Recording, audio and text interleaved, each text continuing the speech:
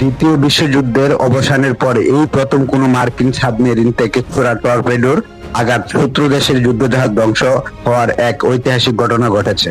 বুধবার 4 মার্চ শ্রীলঙ্কার নিকটবর্তী ভারত মহাসাগরে মার্কিন বাহিনীর এক অতর্কিত হামলায় ইরানি যুদ্ধজাহাজ IS ডেনা সমুদ্রের তলদেশে তলিয়ে গেছে। যদিও পেন্টাগন এখন পর্যন্ত হামলাকারী সাবমেরিনটির নাম প্রকাশ করেননি, তবে প্রতিরক্ষা দপ্তর থেকে প্রকাশিত একটি ভিডিওতে দেখা গেছে টর্পেডোর আঘাতে যুদ্ধজাহাজটির মূল কাঠামো দ্বিখণ্ডিত হয়ে বিশাল জলরাশি আকাশে উঠে যাচ্ছে। পেন্টাগনের এক বিশেষ ব্রিফিং এ মার্কিন প্রতিরক্ষা মন্ত্রী পিট হেগস এই সকল আক্রমণকে নীরব মৃত্যু হিসেবে অভিহিত করেছেন। অন্যদিকে জয়েন্ট চিফস অফ স্টাফের চেয়ারম্যান জেনারেল ড্যান কুইন পেশাদার দৃষ্টিভঙ্গিতে জানান যে ব্যবহৃত টর্পেডোটি লক্ষ্যবস্তুতে তাৎক্ষণিক প্রভাব সৃষ্টি করতে সক্ষম হয়েছে।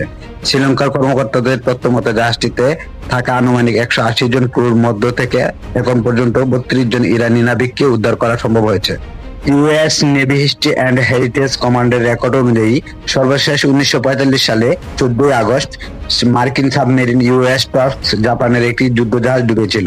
এরপর থেকে স্নায়ুযুদ্ধ সহ বিভিন্ন সংঘাতময় সময় মার্কিন সাবমেরিনের সংবেদনশীল গোয়েন্দা মিশন বা টমাক মিসাইল নিক্ষেপের কাজে ব্যবহৃত হলেও জাহাজ ডুবানোর জন্য টর্পেডোর ব্যবহার এই প্রথম।